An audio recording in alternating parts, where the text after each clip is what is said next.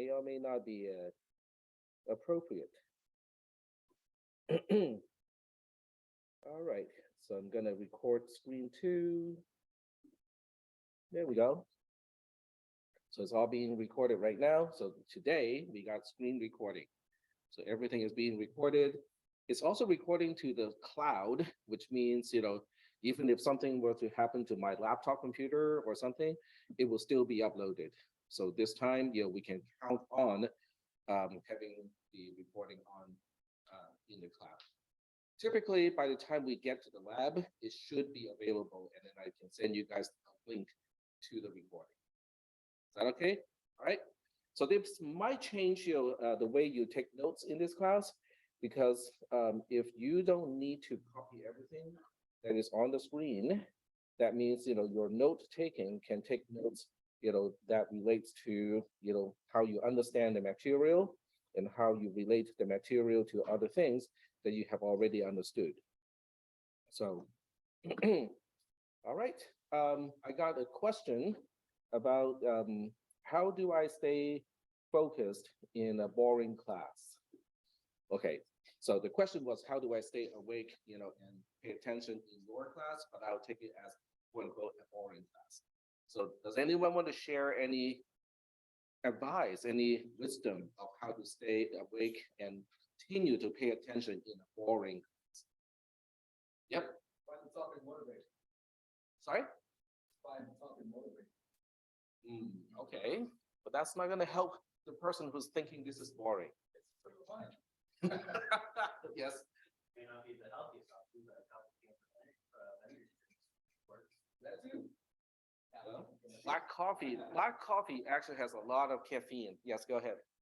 Since it's late, I would probably avoid caffeine. So you want to go with sensory stimulus can help. So obviously taking notes is the first one that comes to mind. You can also tap your foot if it's not too loud. Chewing gum helps with your keeping your brain awake. All kinds of things. Look around the room, find something interesting. All right, sounds good. And I think there was a hand back there too. Go ahead. I think Christopher, that's you.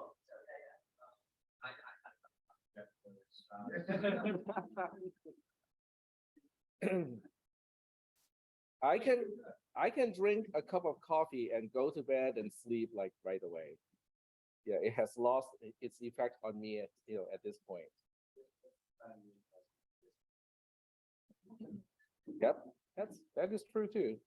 That and cold pizza. All right, so we are continuing on our topic from the other day, which is we are going to finish up physical states, truth, numbers, and computers. And most likely than not, we're going to move on to the next topic, which is down here a little bit. It's called values, numbers, and bases. In other words, we'll start to talk about base conversion. And also, as a side note, what is base 2? Because if you can convert to any base 2 is just wonderful. All right. So we still got a few concepts that we have to go through in physical states, truth, and numbers and computers. So we'll go back to this note here, and I will magnify to the point where it is readable from your perspective. All right. So last time we talked about the circuitry that looks like this. I hope most of you were able to finish the homework assignment and turn it in. And if you can also run the test driver to verify that your circuit works correctly, that's even better. I think my recording, not from the class, I hope that one will help. Because in that one, I went through the entire process and also kind of explained, how file paths work, not only in Windows, but also in Linux. So it's a little bit lengthy, but it also, I hope it includes all the information that you need. I also verify that the instruction that I found online to install OpenJDK in macOS does work. Okay, it's a little bit more involved, because you have to change one of the shell default, startup file, because otherwise, you won't be able to find the executable. It's just a little thing to make sure that you can find the executable. But otherwise, I have done it today on one computer, and then at least 2 or 3 people did it on Tuesday. So I know that approach works. So if you want to get your Mac OS, working, with OpenJDK, we can do that today in the lab. Yes. I have an M1 Mac, Uh-huh. and I use Microsoft Flavor JDK, and it just installed like perfectly. Oh, you can use the Microsoft. Is that the MSI file, or are you also just, unzipping a tarball? No, it was just Okay, if you just search Microsoft with JDK. okay, It's, from what I understand, basically the same thing. okay. Sounds good. I mean, that's, They work with JDK. I see. Okay, nice. I just need to do one more thing on my side, because the way I set up the second monitor is at the wrong place. So my intuitive way of moving the cursor to this side, it's not gonna work very well. So let me just change that a little bit. So this way it's more intuitive for me to move the mouse between the 2 screens. There we go, we are good.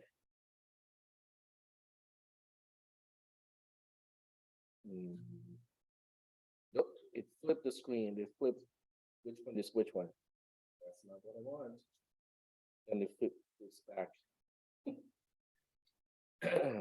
Okay, fine. It's okay. I can tolerate this. All right. So we are back to the circuit here. So the question is, what did this circuit do? Okay, that's the question. So instead of, there we go. So instead of using Logisim to show you how it works, we're going to go through this in our mind because I want you guys to kind of still remember what, how transistors work. So tell me again, how do we turn on a transistor? Doesn't matter whether it is a P or an N type transistor. I used a description on Tuesday that is applicable regardless of whether it is a P or an N type transistor. So what was it? Like the flow of power. So it has to do with the relationship between the source pin and the gate pin. Yep. Supply a low voltage to the gate in, and then closing the transistor allows flow either power or ground. That only applies to one particular type of transistor. Yes. Source case zero. Or vice versa. That is correct. So with a P-type transistor, which has a little bubble here at the gate, the source should connect to the source of all the ones or the high voltage. So in the case of a P transistor, like these two, Q1 and Q2 are P-type transistors. It turns on when the gate is a 0 or low voltage, and it turns off when the gate is the same as the source, which is the higher voltage. Is that okay? And then the other 2 transistors, Q3 and Q4, are N-type transistors. So in that case, the source, which is where the arrow is coming from, should connect to the ground, which is the source of all the zeros. So with an N-type transistor, the gate needs to be a 1 or high voltage in order for the transistor to turn on. Is that part okay? Yes? All right. So what we'll do, with this picture here is I am going to, okay, this is bad because because of the positioning of the virtual screen is opposite to the physical screen. So it's gonna take me a little bit of time to get used to it, but I think I can manage.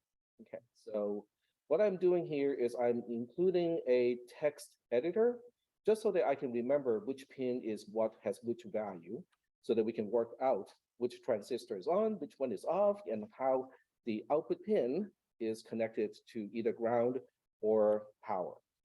So we'll have a case of x equals to 0, y equals to 1, okay? All right, so given that x equals to 0, which means it is at a low state or it's ground, and y equals to 1, which means it is a high voltage, higher voltage in this case. Let's figure out how the 4 transistors are configured in this case. What about Q1? Is Q1 going to be on or off? Q1 connects to X, X is low, and because Q1 is a P-type transistor, when the gate is low, is it on or off? It's on, or you can say it is connecting, right? It's connecting between the source and the drain.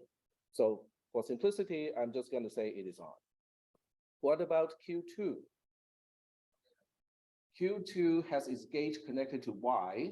Y is a 1, which means the source and the gate are the same in this case. So the transistor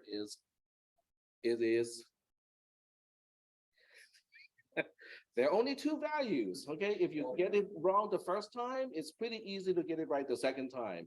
It is off in this case because the source and the gate are the same, and as a result, it is off.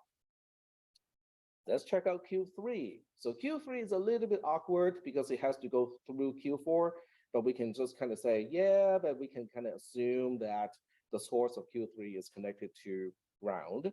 So we want to ask, is Q3 on or not? Yeah, Q3 is off.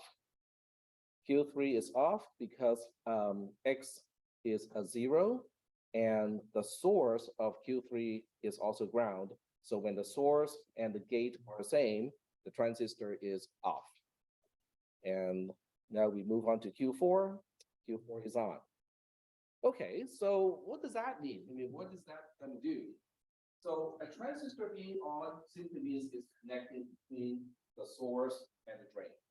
If it is off, then it's an open circuit, okay? There's no connection between the source and the gate. Once again, Q3 is off, so there's no connectivity here. This one does connect. So in this case, when you look at the output pin, I'm going to call the output pin W because that's also in the notes later on. It refers to the output pin as W. So in this case, how is W connected? Is it connected to power or is it connected to ground? It's connected to power. So how is it connected to power? Well, let's check it out. This is W because it's the output pin. It goes here. We have two ways to go. Okay, we can either go up or we can go down. So if I decide to go up, it can go left or right, but it does go left and right at the same time. The only question is which one completes the circuit. This branch here does not complete the circuit because Q2 is off. This branch, on the other hand, does connect the circuit. So it finds a way to connect to power. Is that okay? Now, what about ground? Well, let's check it out because we also have to go the opposite direction. Q3 is off. So that means there's no way I can connect the pin W, the output pin, to ground because these two transistors are in series. They have to be both on in order for this particular node to connect to ground. If at least one of these two is off, there's no connection to ground. Does that make sense? Yeah. Okay. The P-type transistors, on the other hand, are connected in parallel.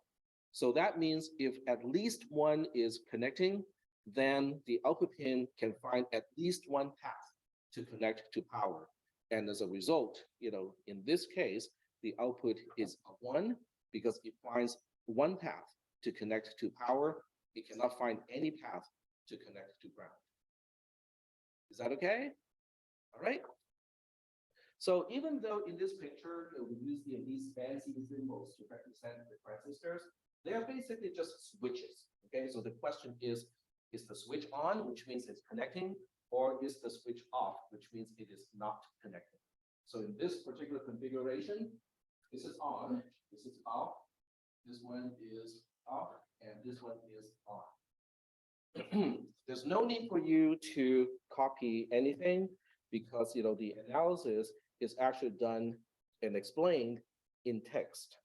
And guess what? There's also a picture to kind of make sure that okay, let me zoom out a little bit. So this picture, illustrates what happens when, I think in this case, both are zeros. So if both are zeros, then Q1 and Q2 are both on, Q3 and Q4 are both off. So in this case, we find two paths to connect to power and still no path to connect to ground. So that means, W is also going to be a Z.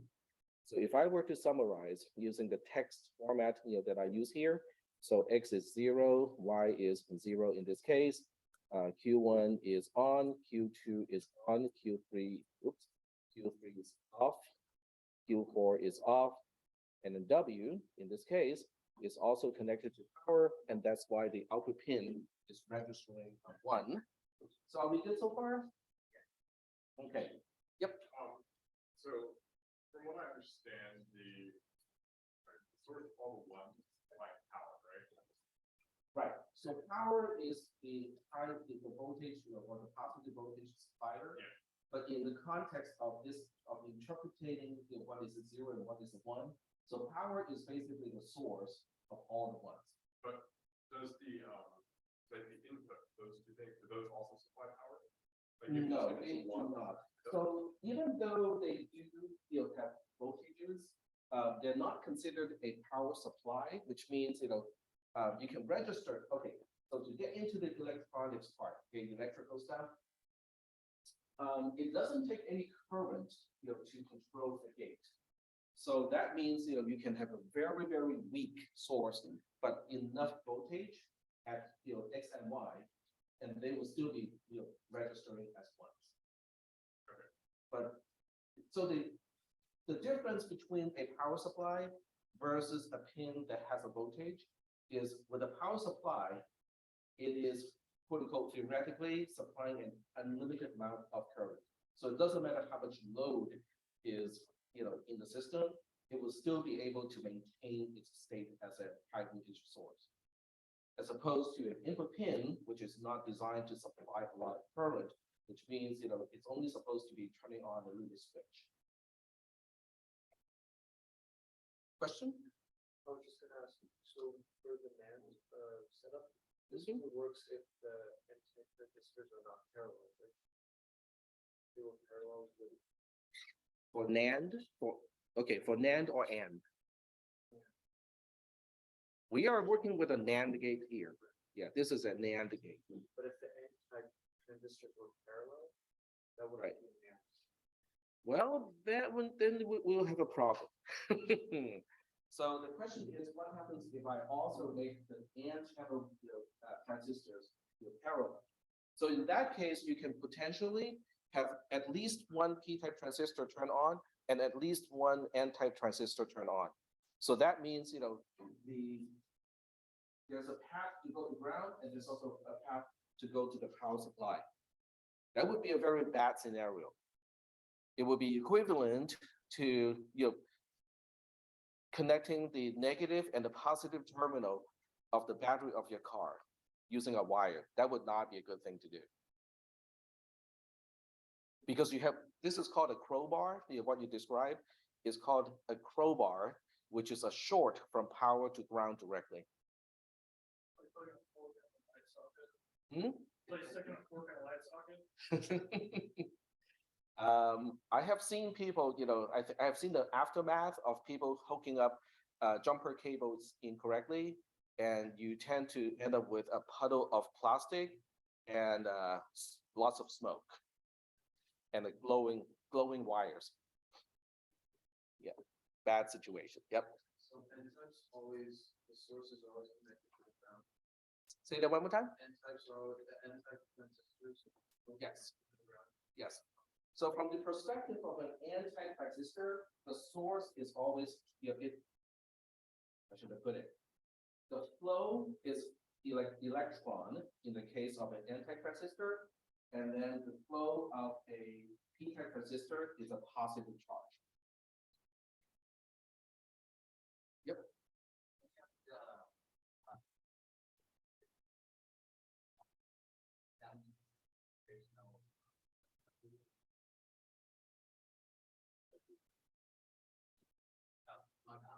So the output would be always 0 if any of the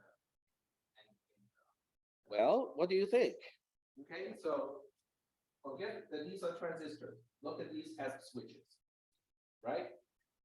So from the perspective of the output pin, if I feel like there's nothing here, but here I make a connection, does the output pin connect to ground in that case? So does that answer your question?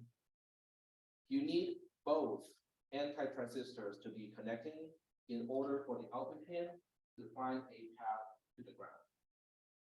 They have to be both connected. Because those two are connected in series. Is that okay? All right, cool.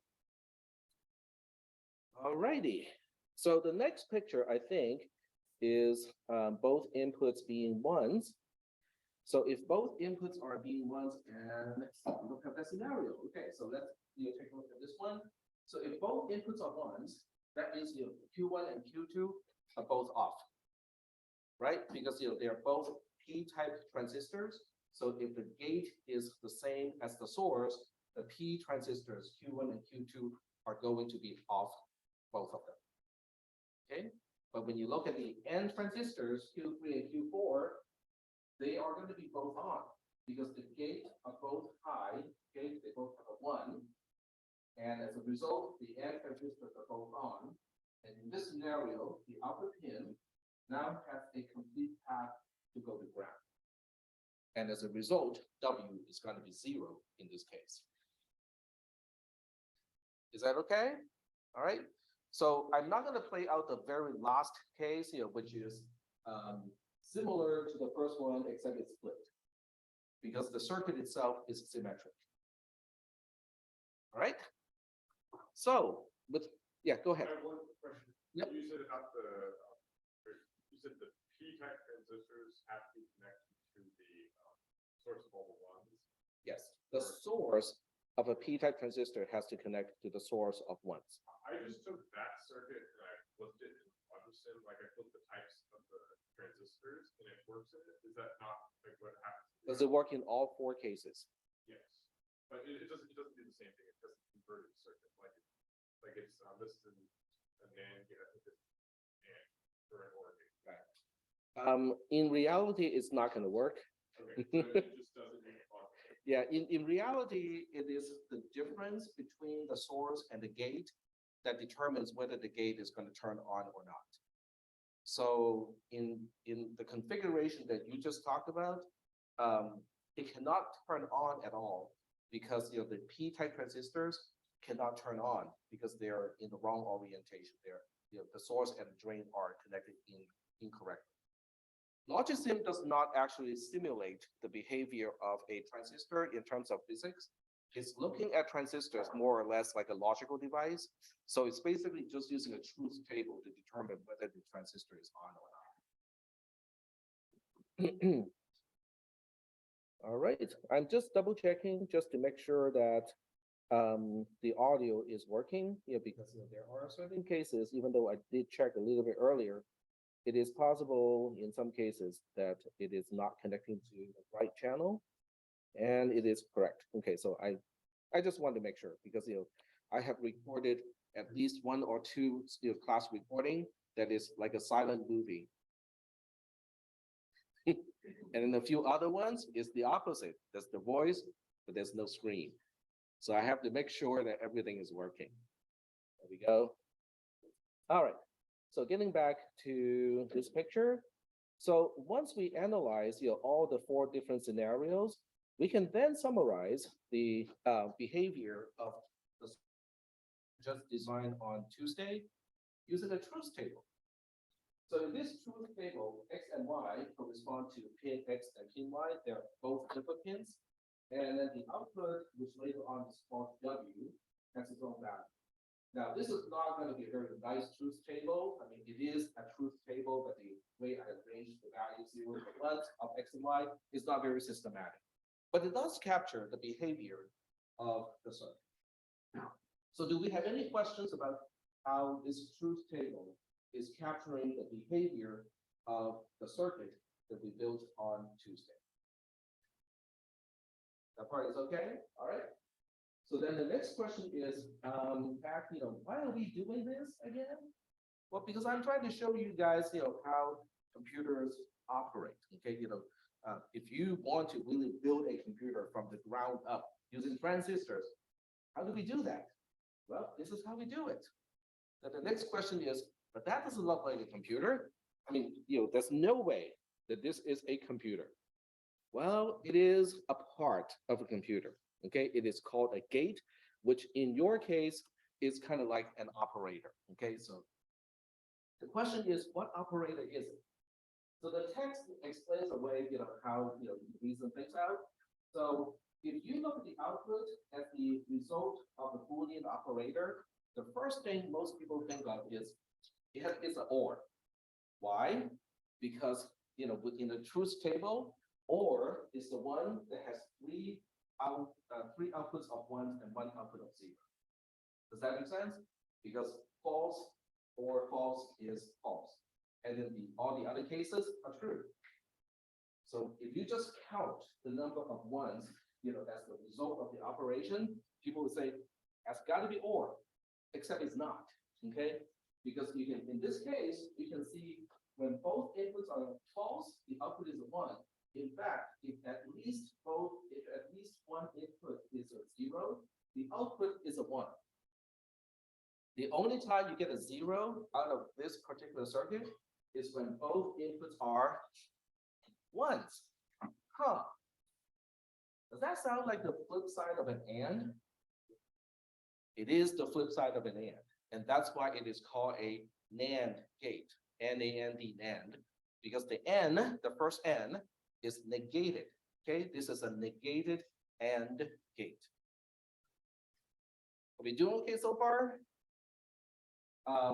So even though I keep calling this a gate, in your mind, you can think of this as an operator, okay? The only difference is, when we use an operator, the two inputs are the two operands, one on the left, one on the right.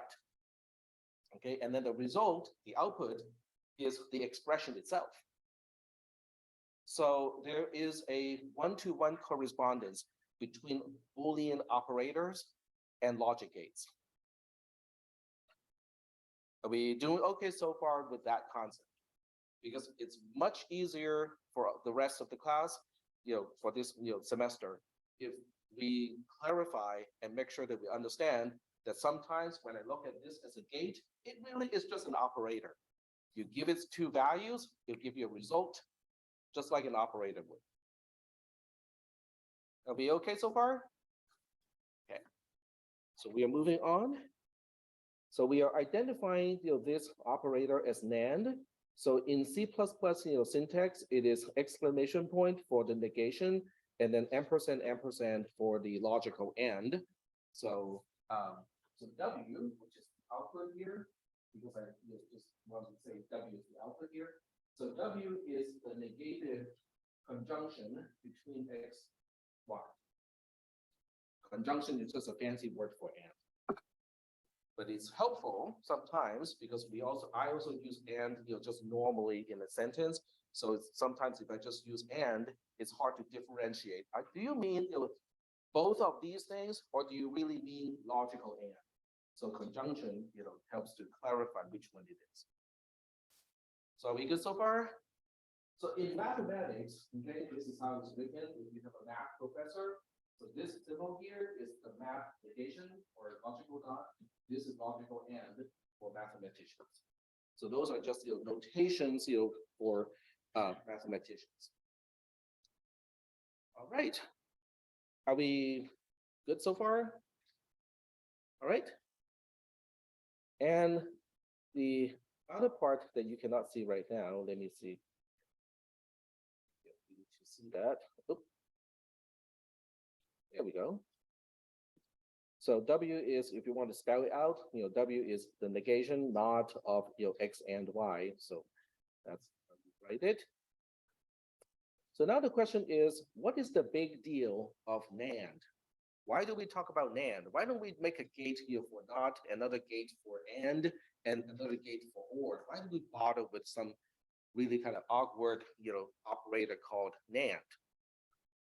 So that's what the rest of this chapter, or what this module is going to talk about. So this symbol here looks like an up arrow, is the representation of NAND. Don't ask me why. I suppose because AND is a TP, kind of like an inverted V. By putting a stroke, through it, is kind of like saying the NOT of that, and then it becomes an up arrow. Okay, that's the most logical explanation that I can have, for that particular symbol. So can everybody see, how not X really is just X and X? Okay, how do we prove that? Truth table, very good. Okay, so let's check out, that approach of using a truth table. So what I'm claiming is, X is the independent variable. I'm interested in not X as well as X NAND X. Okay, so can we agree that, X is easy? This is not X, so we are familiar with the C notation of logical NOT. And this is how we express X NAND X, just using C++ operators. Are we good so far? Okay. So now to populate the truth table, this one is easy. We only have one independent variable X, so we only have two rows because one independent Boolean variable only has two values. So if X is false, what is not X? True. And if X is false, what is false and false? Not yet. False and false is just false. Not that is true. Okay, there we go. So in this case, not X is false because X is true for this particular row. And then true and true is true. Not true is false. Are we good so far? How I populated the truth table. So in this case, you can see, how the column responding to not X and the column corresponding to X NAND X have exactly the same value for each row in the truth table. So that establishes that these two expressions are equivalent. They are exactly the same. Are we good so far? All right. So now we look at the next one, which is AND, okay, just regular AND, which is also called conjunction. So now we want to say, truth table format. This time we have two independent variables because AND is a binary operator, which means it takes two values in order to give you a result. So when we have two Boolean values, each one can be true or false. So now we have four rows altogether. That's because when X is false, Y can be false or true. When X is true, Y also can be false or true because these two are independent variables. Their values do not depend on each other. Yes? Because I just had a question. Can you move that one? I was back here already. There you go.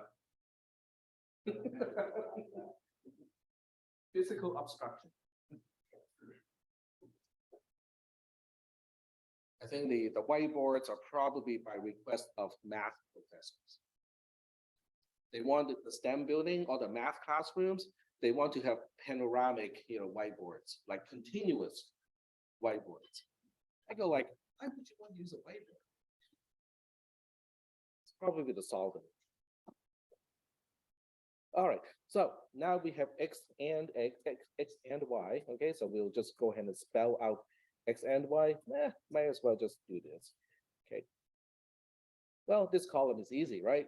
I hope it's easy because you should have used conjunction quite a bit in CISP310.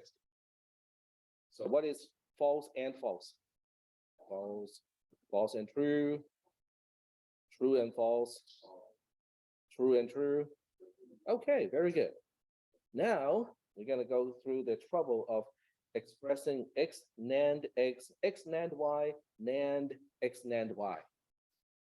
Okay, so that's gonna be a little bit tricky. So what I'll do is I'm gonna have an intermediate column just to make the thing a little bit easier to do. So I'm gonna use another variable, we'll call it U, okay? So U is just defined to be X NAND Y, so it would be, this. Is that okay? I'm introducing a new variable, but it's not really an independent variable. It's just a name to refer to X and Y. I call it U. Is that okay? All right. So let's figure out the column for the values of U. false, NAND false is true.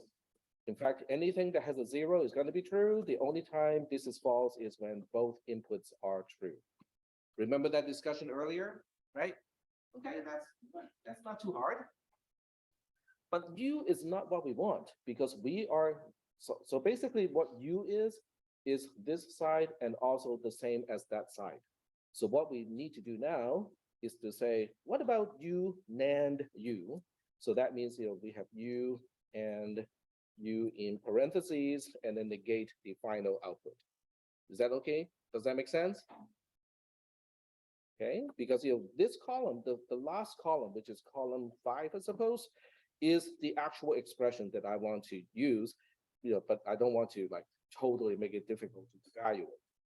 Okay, so I only have to look up the value of U to evaluate this. I don't have to look up X and Y anymore. So with this one, if U is true, what is not true and true? Okay, it's going to be a false. So that would be the same scenario with this guy and this guy. And then the last one is U is false for the last row. So false and false is false, not false is going to be true. So what do you notice? Which two columns are the same? The regular n and this expression here. Those two columns are identical for each row in the truth table. So that means they are equivalent. They are really saying the same thing. Are we good so far? All right. So you can do the same thing with OR, but I'll leave it up to you guys to do it as an exercise. All right. So you might want to jot down, and say, okay, this is an exercise for me to get some hands-on experience with NAND and also truth table, which is to prove the whole point of section 3.4.3. Okay, it is not going to be graded, okay, but I think it's going to be beneficial. Are we good? Okay, does everybody understand what I suggest you to do as an exercise? All right. So this is kind of interesting because it means if we can make a 2-input NAND gate, we can now make all of the other gates that we are familiar with, because we can use NAND to make a NOT, we can use NAND to make an AND, we can use NAND to make an OR. All right, but what is the whole point of this? This doesn't seem to make sense. Okay, does anyone know what is a CPLD? It's a complex programmable logic device. In other words, it is a single chip, okay, where you can reconfigure the chip at runtime to kind of route the gates in different ways. So your cell phone probably has one, your Fitbit probably has one, and most electronic devices probably have at least one. Because what it allows people to do is to specify certain logic, we would usually call that glue logic in the circuit design. So it allows you to change the glue logic between the components. So the pathway between the components can be changed either by RAM, by loading it after you power on the device, or it can be changed just by flashing it. So that means you can optimize the connectivity between the components for whatever you are doing. So it's basically logic and the ability to change the connectivity between the components and possibly doing computations in the process on the fly. So your cell phone is already shipped, okay? And somebody figured out, there's a more optimal way to compress voice, okay? And then you can program this device with the latest and greatest approach to compress voice using the least amount of energy. So that leaves a lot of possibility of in the field upgrade in terms, and this is all upgrading not in software, this is actually hardware. So yeah. No, but you're close. Okay, so a Raspberry Pi is basically a single board computer using an ARM processor that can run Linux. But there's a product called a Raspberry Pi Nano. On the Raspberry Pi Nano, there is a chip like what I'm describing. So it does have the ability to change the logic. There's a logic chip that can basically it's a whiteboard. You can redraw. You can make it into something different every single time that you load content into that chip.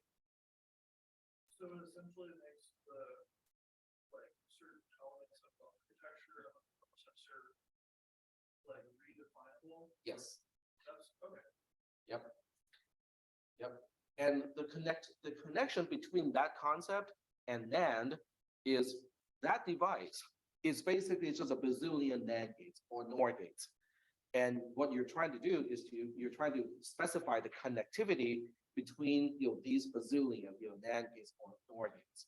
So that means you can basically design a new GPU, okay, as long as everything can boil down to just connecting a bazillion NAND gates, you can now reprogram that chip to be a GPU. And then, in your next application, you want to do some neural network, okay? You can now say, okay, I can design this processor that is specialized in neural net processing. And as long as you can express that using only NAND gates, that chip can now be specialized to do neural net processing. So it leaves a lot of flexibility, runtime hardware flexibility, to post-production modification. So I think that's really kind of cool. So maybe one day we can put, OpenAI, in a Fitbit. That will be the day when we don't have jobs anymore.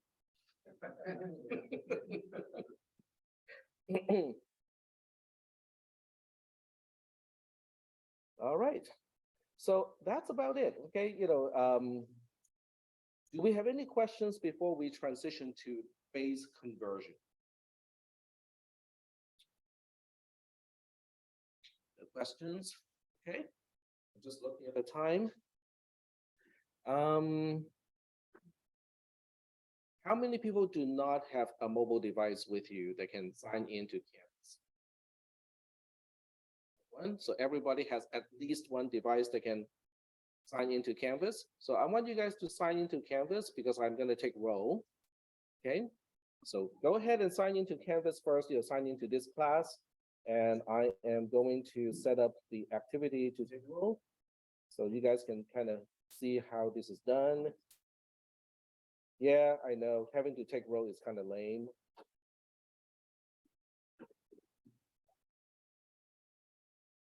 Unfortunately, that's also something that I need to do.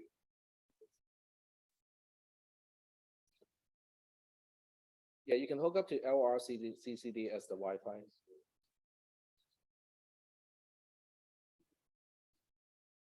All right, so you cannot see this yet because I have not published. And when you are ready, just write, okay, I'm gonna write it down on my, I'm gonna write it down here. PN is the access code. So I just need to change this time. So how long do you think it's gonna take you guys to sign into Canvas, navigate to the class, go to this activity, type PN as the access code, get in and say, yes, I am in class today and submit? Couple of days. Well, there are certain planets, where they kind of rotate in a very different rate. Yeah, so I can see that. I can see a few days, a few years in some cases, because if you're, revolving around a very heavy sun and you're a very short distance away, you'll be going like this. Yes, a year. There we go. 1 year, 2, 3, 4, 5, and so on. Okay. So I'm gonna give you guys until the end of the lecture, which is at 6:50 p.m. So you can all do it in slow motion.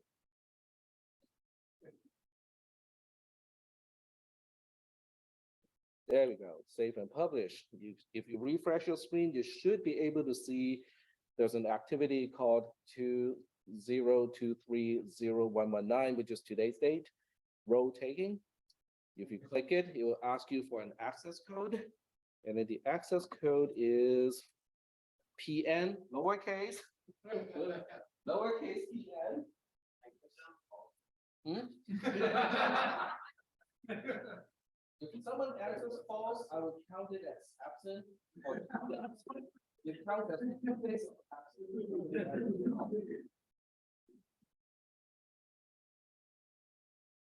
The lack of an answer is 1 day of absent, but an answer of false counts as 2 days. Yes.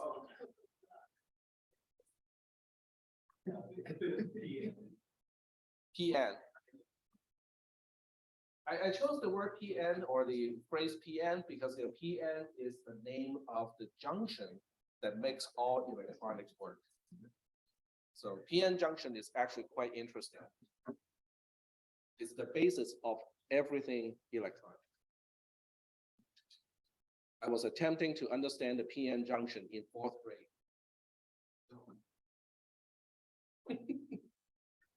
It took me a while to get a feel of it, but I think I understand them a little bit more these days. All right. So as you guys are continuing to type PN in slow motion, I am going to move ahead to the new slide here, which is values, numbers, and bases.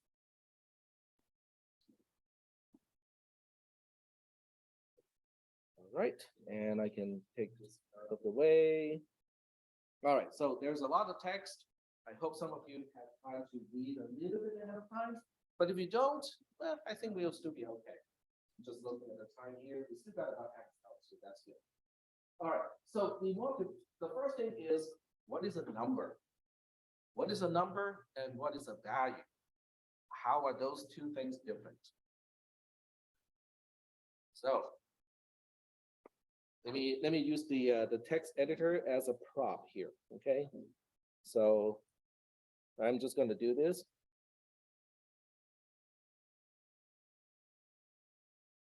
Okay, so the number of asterisks is a value.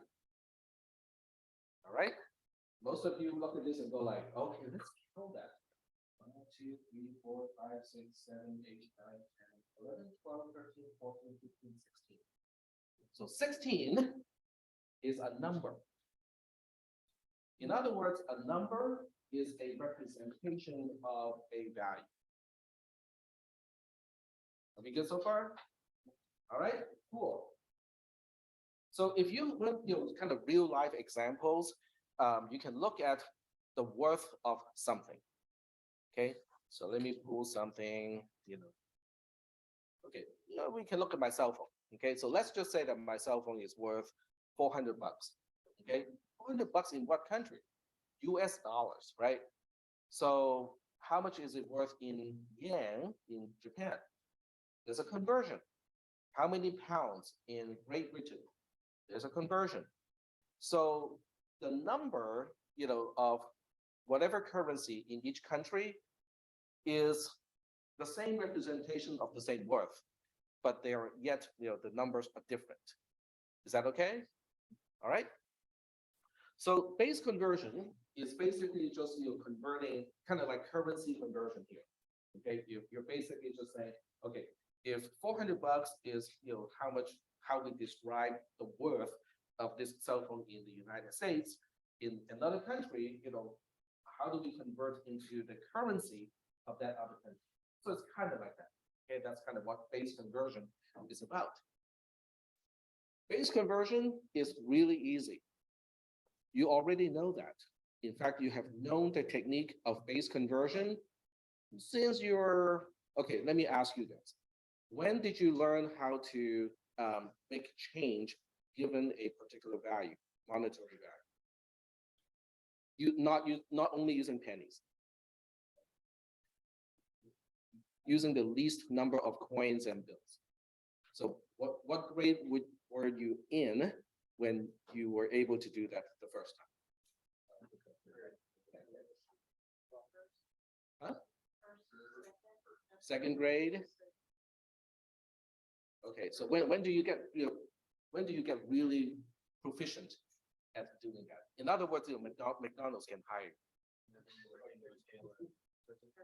you.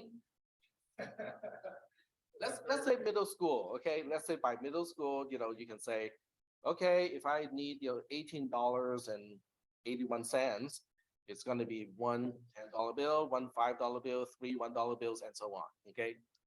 So you have already known something that's harder, much harder than base conversion. So why do you think base conversion is hard? You guys are going like, I don't see the connection, right? Well, okay, once I describe the connection, you guys are going like, don't hit your head on the desk, okay, on the table, because that's what most people would intend to do. All right, so what I'm gonna do here is to go through making change first, okay? And then you guys will, so we are not gonna do it in an intuitive way, we're gonna do it in a much more systematic way, okay? So I'm gonna use the same quantity, which is $18.81. So the question is, how do you know you can start with a $10 bill? Why not a $20? When you divide it by every dollar bill, going down to the largest one, so you start with 100 divided by 100, it's not one or a greater. So then you go down. Okay, so let's start with that. Okay, you divide 18.81 by 100. What do you get? You get 0.18 blah blah, right? So it is less than one, right? Okay, the key is it is less than one. If it's less than one, then you do not have that quantity. All right? Okay, very good. So we keep dividing. So from $100 we get down to what, $50, right? So 18.81 divided by 50 is also less than one. If you divide it by 20, it's also less than one. If you divide it by 10, it's not less than one anymore. Okay, so that's how you figure out that you need one $10 bill, because it is 1 point blah blah blah, right? So once you take care of the $10, you have $8.81 left. Okay, that's the remainder. So now you move down to the $5 bill, right? So you have 5.81 divided by 5, it is 1 point blah blah blah. So now you know, okay, I need one $5 bill. Yeah. This is a fringe case and not in this case, but what you want to do is you want to check the $10 bill again. If you're 28 and there wasn't a $20 bill, this can happen with the 5 to the $1 bill. You might have multiple ones. Yes, just like in the case of okay, the $5 bill, there's only one. Okay, so once we take care of the $15, now we have 3.81. But the next denomination down, not counting the $2 bill because they're not very frequently occurring.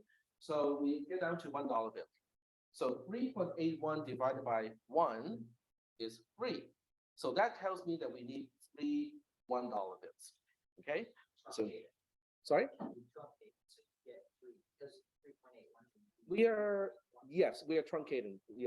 I typically use the floor operation, but in this context, it is the same thing as truncating. So we have $1 bill, but we need 3 of those. The other ones, we just need 1, okay? And now we have only 81 cents left. So we're gonna forget the half dollar because, once again, they are not, common. So the next denomination down is a quarter, 0.25. So 0.81 divided by 0.25 is 3 point blah, blah, blah, okay? So we have now say, 0.25, we need 3 of those. And now we have, let's see, thank you, 6. 6 is correct. So we have 6 cents left. But the next denomination down is our dimes, which are 0.1s. So 0.06 divided by 0.10 is 0 point blah blah. Okay, the whole point is we don't have any of those. Exactly, we have 0 of those. So now we say, well, the dimes, we have none of those. So we can just not mention it, okay, which is fine. So from a dime down, we have nickels. A nickel is 5 cents. So now we have 0.06 divided by 0.05. It's 1 point something. So we have 1 of those. So we have a nickel times 1. Okay, I don't have to spell out the time 1 times 1. And then we have 1 cent left. And we just need 1 single penny. So how many people think, okay, I think I need to take a nap now because this is taking so much brain juice. It's taking more brain juice just to listen to me to explain that than actually doing it, right? And yet, base conversion is much easier than this. Okay, so to understand why that is the case, you kind of have to put yourself into the shoes of somebody who is new to the United States, coming from a different country. The first thing you need to explain is, okay, the smallest value coin is a penny. The next one up is a nickel times 5. So that person's going to say, okay, I can guess what is the next one. This has to be a quarter because you're multiplying by 5, right? No, it's a dime. Okay, let me write it down so that you can see the absurdity of all of this. You have a penny, then you have a nickel, then you have a dime. Then the next one up is, okay, I get it, 20 cents, okay? The next coin is representing 20 cents because from here on, we're multiplying by 2. No, we're multiplying by 2.5 to get a nickel, to get a quarter, sorry. So, and then the next one up, you go like, okay, another 2.5 maybe, or another 5, or another 2. No, it's a 4. So you have 1, and then you go like, okay, I think I get it. Okay, I think I get the repeating pattern. The next one is going to be 5, and then the 10, and then the 25, and then repeat that cycle. You go like, yeah, maybe, not. Right? And then the next one up is what? $50, $100. I'm not rich enough to count any further. So there's no regularity whatsoever. There's no repeating pattern, nothing. Okay? And yet, by middle school, you are an expert of figuring out this out. Is that correct? I mean, all right. So you guys are all asking, it's like, what does this have anything to do with base conversion? Easy. Okay? We'll switch to a new currency system where the multiplier is constant. It is the same going up, and it's going to be the same going down. So that means we'll have a $1 bill, sure. But then we also have a $50 coin. We're going to have a $quarter coin. We're going to have a 1/8 of a dollar coin and so on. But I think 1/8 is fine, good enough. On the other side, we have $1 bill, $2 bills, $4 bills, $8 bills, $16 bills, $32 bills, and so on. If I were a politician and I want to rally support, to vote for me, I would suggest that we change our currency system. And of course, nobody's going to vote for it because nobody wants to change. It's like we're still using gallons and feet and yards. That the rest of the world are using SI units. Now, not that SI units are any better, but I mean, most of it. okay, they are base 10 and hence not good. The only reason why we use base 10 is this: we got 10 digits, we got 10 fingers. Because base 10 also does not make sense for the most part. We'll get to that part. Okay, so are we good so far? Switching our currency system to something like this. Now, 18.81 cannot be represented anymore because I cannot. There's no way you can add multiples of these to exactly 0.81. Okay, so I have to change the number a little bit to make it work. So this time I'm going to working with $18 again, but it's 875.875 because that will work. Okay, so how does it work? How does it work? Well, yeah, we got 116, and the best thing is either you have something which has 1 or none. So it's either 1 or none. You never have to deal with like three of those, 2 of those. I don't know. I have to do a division to find out. Because in this case, it's all about comparison. That's all you need to do. There's no division needed. Because all you're doing is to say, is that greater than or equal to the value? Nope. Is that greater than or equal to the value? Yep, got one of those. So now you subtract, and you have the leftover, which is $2 and 2.875 left. So you don't have an 8, you don't have a 4, you have a 2, okay? And once we take care of the 16 and the 2, we have 18 taken care of. So that means we have none of the ones, and we have one of the halves, because now we have 0.875 left, and that is greater than or equal to 0.5. And then once we have that taken care of, we also have a 0.25, and we also have a 0.125. Isn't that easier? Explain that to the McDonald's person and go like, yeah, don't you guys want to change the base too? Because I think it makes a lot of sense.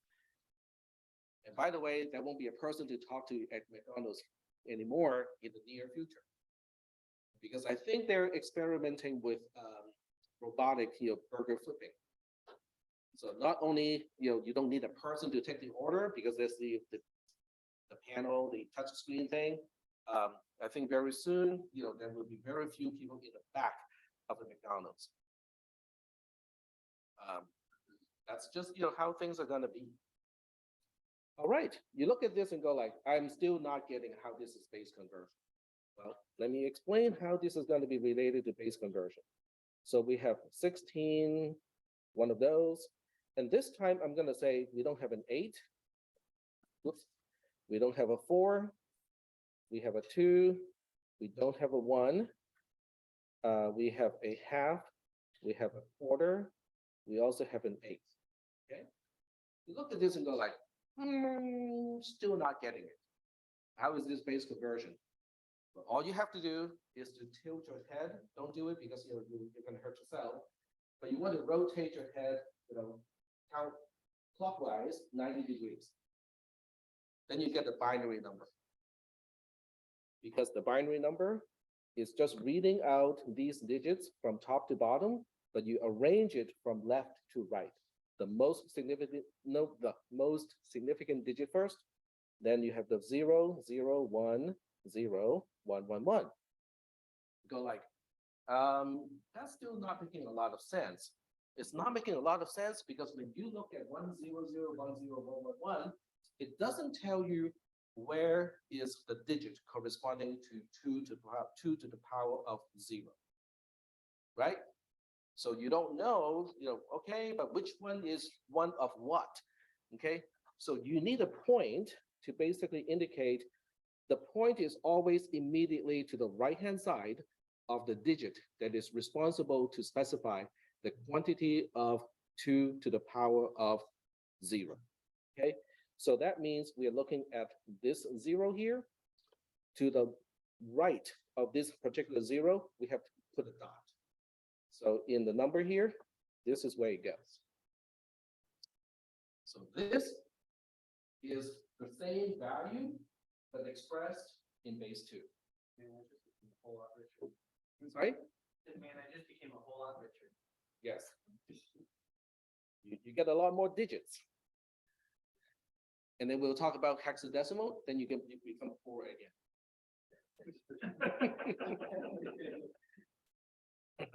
And for those of you who need to deal with internet, transmission and whatnot, you have to deal with base 64, so you become even poorer in that case. If you just count the number of digits, you become very poor. So are we doing okay so far with the math behind your base conversion? Don't you agree that you know base conversion all along? Because if you can deal with the US currency, okay, which is already not shown anymore, this is easy because the multiplier is constant, okay? And base 2 is very nice because you either have 1 or 0 of something. You never end up with, do we have 2 of those or 5 of those? Just either 1 or 0. Easy peasy. So we're doing okay so far? All right. So for today's lab, okay, so let's go back to talk about the lab a little bit because I did forget to talk about important stuff the last time, and hence, a lot of the confusion happened. So what I'm gonna do is to switch to the lab so that you guys have the access code first. So you won't have to ask me, so that I don't have to answer like 40 email asking, what is the access code again? I wrote it on the whiteboard in the lab, but the whiteboard was all the way to the back and most people did not see it. So we are not doing base conversion. Today, we're gonna just do nand2, and I remember what the access code is. I think most of you will like it. It's Android.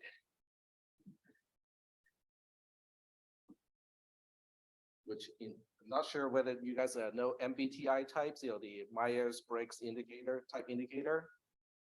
They describe INTP, which is my type, as androids. So I would reply with, I am nandroid. So because the first N is not a, right? Negation of. So nandroid means not an android, not an android. Anyway, that's the access code. We are not done yet. We are not done yet. So we need to formalize the process, okay? Because we are going in one direction, we have to kind of go the opposite direction. So this time, I'm going to give you a number, and you guys have to figure out what value it is representing, still in base 2, okay?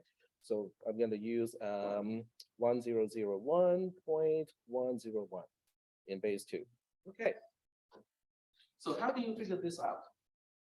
First of all, the point is very important because the point is always immediately to the right of whatever digit is representing 2 to the power of zeros.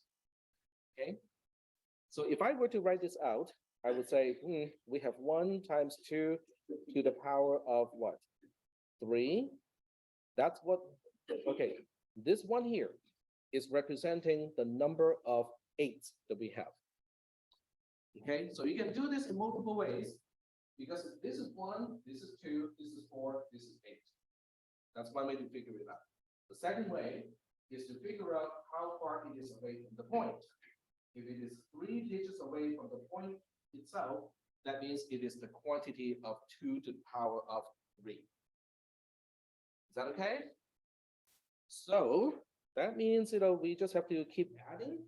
So the next one we have to add is 1 times 2 to the power of 0. This one here has no digit to its right-hand side before we find the decimal point, or I should say binary point in this case. And hence, this one here is representing the number of 2 to the power of zeros. Are we good so far?